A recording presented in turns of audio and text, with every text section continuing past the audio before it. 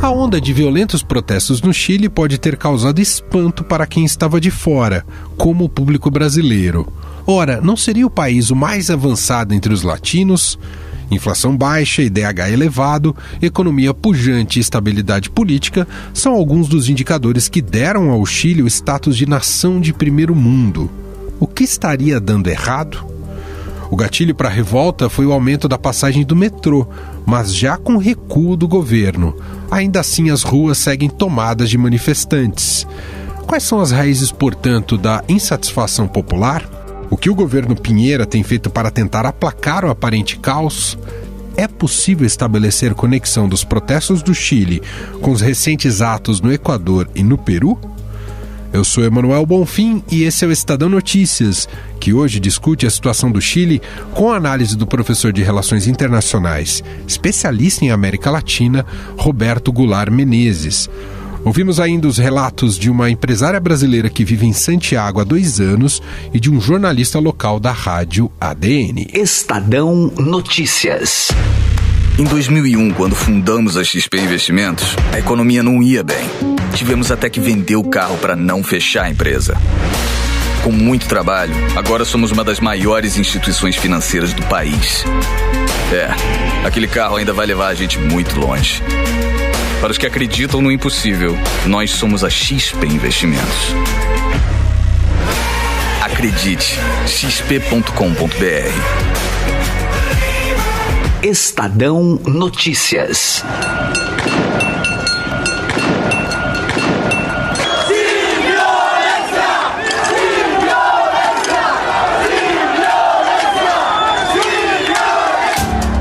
A onda de protestos no Chile desde a última quinta-feira resultou em vários mortos, 11 até o fechamento deste podcast, e levou o governo a decretar estado de emergência e toque de recolher. Por isso, 10 mil militares munidos de armas de fogo e veículos blindados realizam rondas pelas ruas da capital, Santiago, de Valparaíso, sede do Congresso, e Concepción. São os locais com maior tradição de mobilização estudantil e sindical no país. É a primeira vez que Santiago é patrulhada por soldados desde o fim da ditadura do general Augusto Pinochet em 1990. 8 mortes aconteceram no domingo durante 3 incêndios. As vítimas estavam dentro de uma loja de roupas e de outra de materiais de construção que foram saqueadas. Mais de 78 estações de metrô, 125 supermercados e 130 agências bancárias foram depredadas em acontecimentos semelhantes. Em vários pontos da capital chilena, semáforos e placas de trânsito foram destruídos, o comércio foi fechado, as aulas acabaram suspensas e dezenas de voos cancelados. O mesmo aconteceu com shows, peças de teatro e outros eventos. O estopim disso tudo foi o anúncio de um aumento de 30 pesos no preço da passagem unitária do metrô durante o horário de pico. O metrô de Santiago cobra tarifas diferenciadas de acordo com as faixas de horário.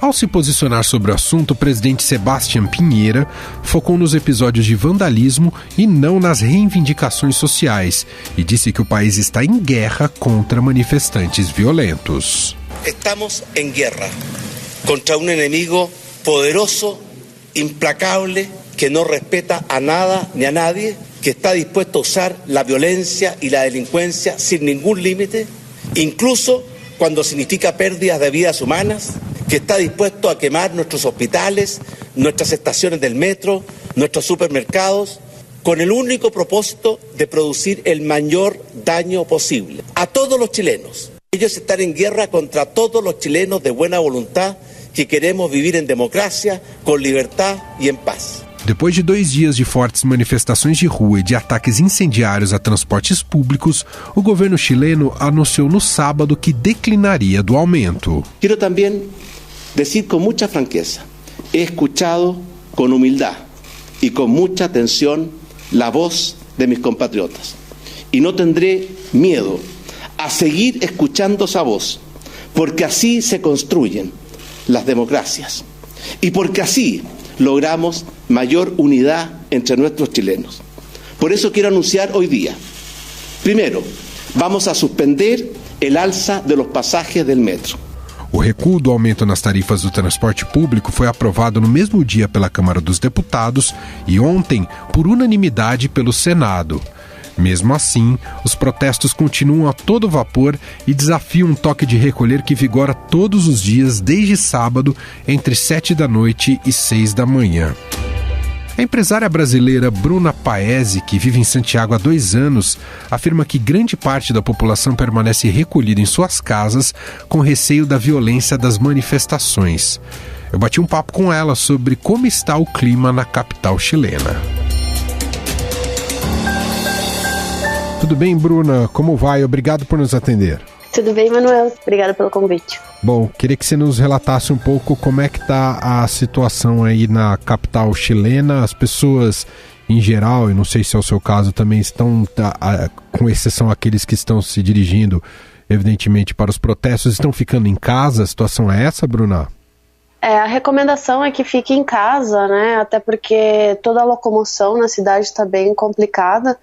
Então, algumas regiões não funcionam transporte nem público, nem privado, então a gente acaba optando por ficar em casa e só se locomovendo em casos necessários de fazer alguma compra de suplemento, alguma rara locomoção para evitar algum tipo de conflito. A única questão é que todo o protesto está por toda a cidade, então indiferente de onde você estiver, você vai estar ouvindo. Claro, quer dizer, não há uma normalidade de dia de trabalho, as pessoas foram para suas empresas trabalharem mesmo com foco de protesto. Tá realmente bem diferente da rotina do dia a dia em Santiago, Bruna?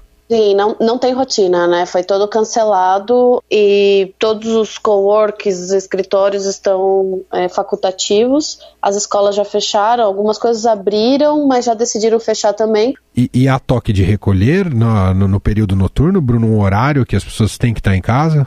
Tem, só que eles estão alterando esse toque de recolher justamente para a população ficar atenta a esse tipo de informação. Então, o primeiro dia foram das 10 até as 7 da manhã, no segundo das 7 da noite até as 7 da manhã. Te surpreendeu a intensidade do protesto, como ele veio, como as manifestações vieram em Santiago, no Chile?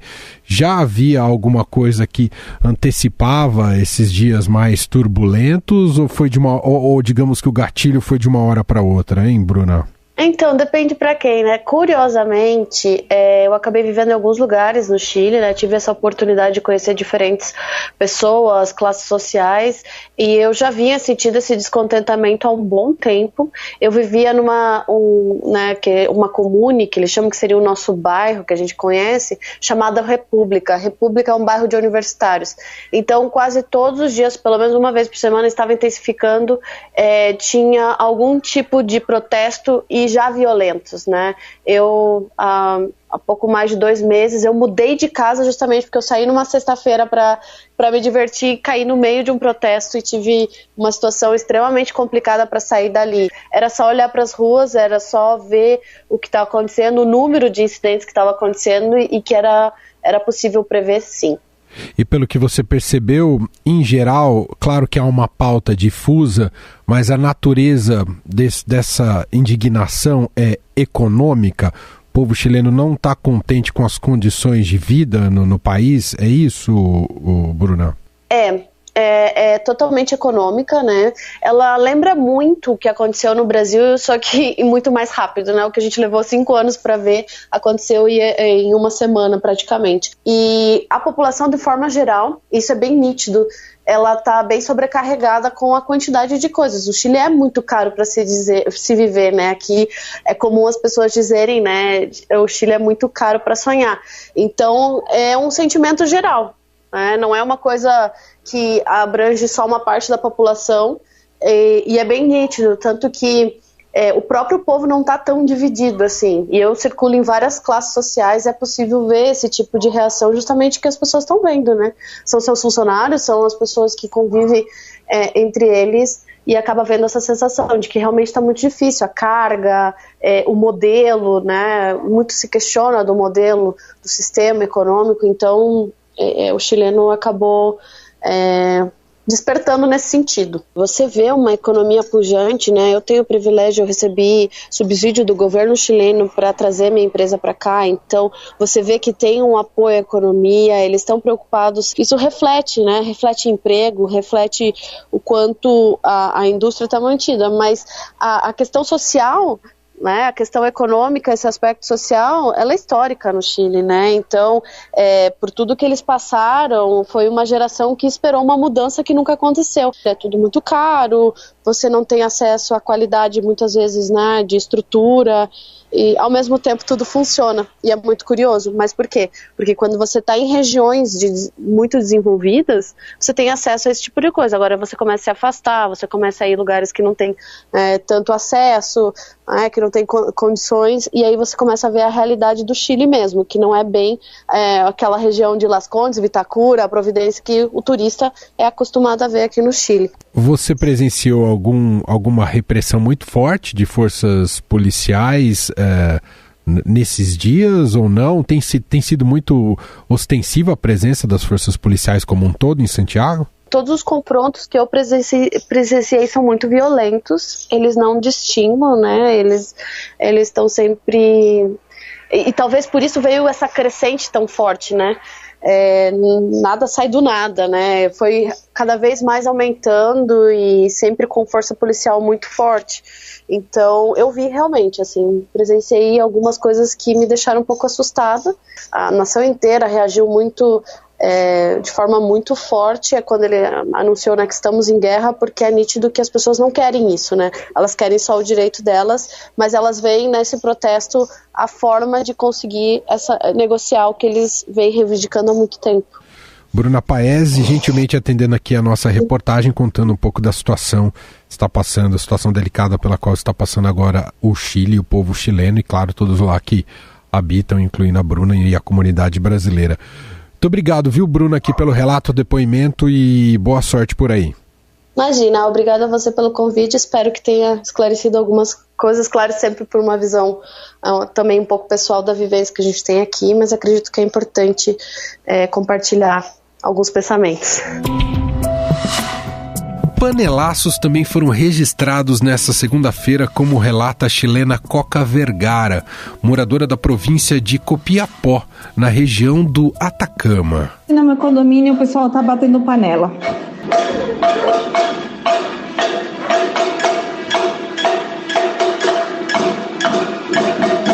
Bom, eu acho que o povo cansou, né? De ser roubado dia a dia, de não ter o que comer, de não ter saúde, o pessoal morrendo por certas doenças que não tem dinheiro para poder pagar, não chegar no final do mês, só comer arroz e macarrão o mês inteiro, né? Porque não dá para comer outra coisa, né? Ainda segundo ela, manifestantes pedem a redução do salário de políticos. Eles estão pedindo redução dos salários dos políticos, que realmente é muito dinheiro.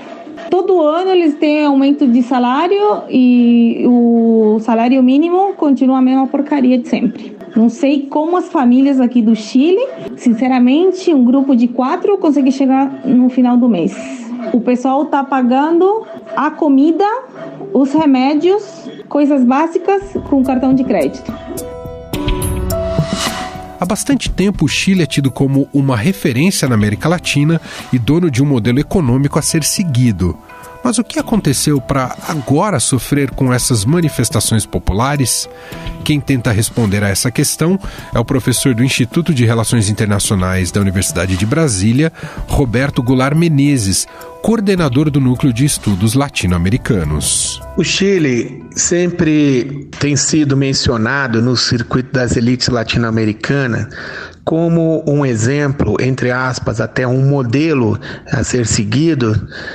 Creio que mais por falta de informação acerca da real situação econômica e social do Chile do que de fato pela propaganda de ideólogos tentando mostrar que o governo do Pinochet deu ao Chile uma feição modernizante e uma economia dinâmica.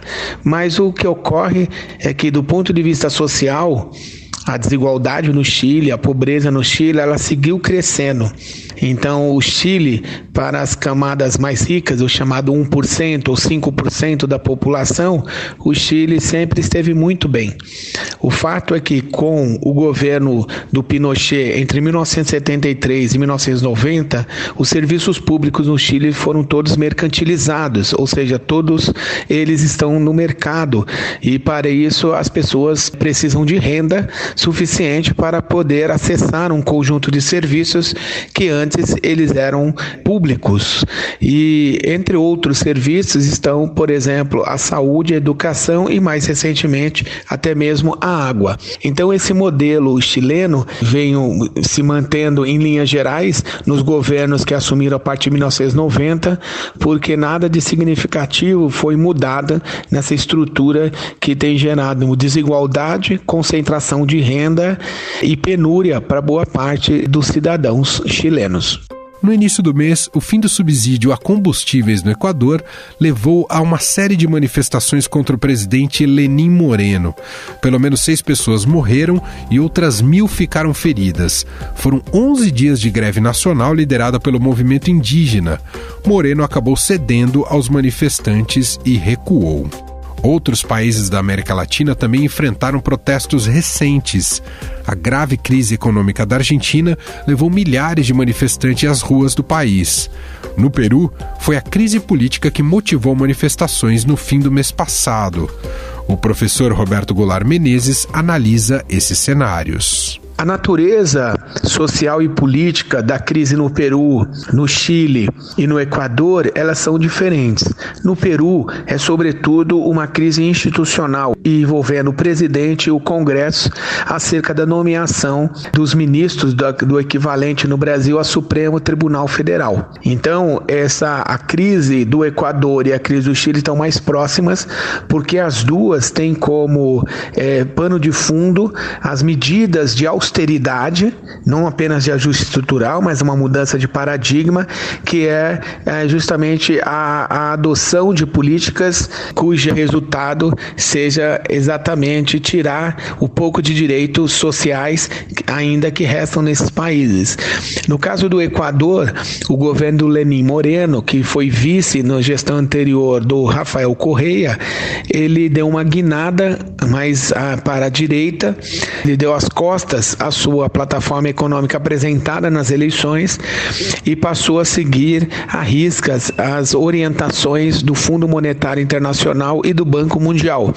E com isso, como são políticas de chamadas reformas neoliberais de segunda geração, o governo passou então a retirar subsídios, como por exemplo no caso do Equador, do combustível. E isso levou, como a gasolina implica no custo de vida de uma forma mais ampla, levou então a protestos, a insatisfações que já vinham se acumulando no caso do Equador. E também, tanto no Chile como no Equador, eles recorreram à força bruta, ou seja, recorreram ao exército, às tropas, a toque de recolher. Então, portanto, mostrando que ao invés de recuarem nas medidas, de negociarem com as suas sociedades, debaterem no parlamento, debater com os movimentos sociais organizados, debater com as universidades, enfim, debater essas políticas de procurar convencer a sociedade da necessidade delas, eles optam pela via mais fácil, que é a repressão. Ao voltar os olhos para o Chile, é inevitável se lembrar das manifestações de 2013 no Brasil, contra o aumento de 20 centavos na passagem do transporte público. Os 30 pesos a mais na passagem do metrô no Chile equivalem a 17 centavos. No entanto, para o professor Roberto Goulart Menezes, não é possível fazer uma comparação direta entre os dois casos. E no Brasil, nós temos políticas públicas de passe livre para estudantes, que foi uma conquista em São Paulo, assim como em outras cidades do Brasil, como a capital do país, tem passe livre também para os estudantes, inclusive os estudantes universitários. E no Brasil também tem a meia passagem, o desconto de 50% em outras cidades. Já no Chile, Chile, tudo é pago, essas políticas públicas, elas não existem. E então, o problema central no Chile hoje, em relação ao metrô, ao transporte, tem a ver com o custo de vida de maneira mais ampla. Porque, de acordo com a Fundação Sol, uma fundação importante no Chile, que estuda a desigualdade, a questão da renda do trabalho, as igualdades de gênero e assim por diante, o segundo gasto das famílias chilenas se dá com o transporte, em torno de 15% da renda. E o transporte no Chile, hoje, ele é caro para os padrões salariais chilenos. E outro ponto que toca, comparar o Chile com o Brasil nesse caso, tem a ver sim com o custo de vida. Então, o aumento do desemprego, a concentração de renda, o aumento da pobreza. O Brasil, mais recentemente, voltou ao mapa da fome. Então, as políticas sociais do Chile têm um alcance menos universal do que algumas políticas públicas no Brasil. Nossa reportagem também ouviu o jornalista chileno Danilo Dias, que tem feito a cobertura dos protestos pela rádio ADN de Santiago. Na avaliação dele, o presidente Sebastián Piñera peca na condução política, com uma sucessão de improvisos, enquanto a oposição falha por falta de lideranças. Dias entende ainda que o governo não dará abertura para diálogo com manifestantes. Para o jornalista, essa é a maior crise política e social no Chile desde o retorno da democracia no país em 1990. O governo é um governo incapaz, um governo inepto, que ha demostrado en este ciclo que no tiene conducción política. Los funcionarios dicen una cosa, se contradicen con otros ministerios. Hay un problema gravísimo de conducción política. Este era un gobierno de puros eslogan, un gobierno que hizo una serie de promesas para llegar al poder, que se aprovechó del desgaste de la centroizquierda, que fue la que gobernó Chile, salvo en el periodo anterior de Sebastián Piñera. Pero en esta ocasión lo de este gobierno ha sido realmente un papelón, porque improvisan siempre. ¿Qué los ha favorecido? Que la centroizquierda, que la oposición, Enrico, en Chile no existe, no hay oposición, no hay una oposición organizada, no se aprecian líderes capaces de resolver el tema, de entender los problemas, de apuntar de alguna u otra manera aportando una salida, que es la mayor crisis del sistema de política y social en Chile desde el retorno a la democracia. Estadão Notícias.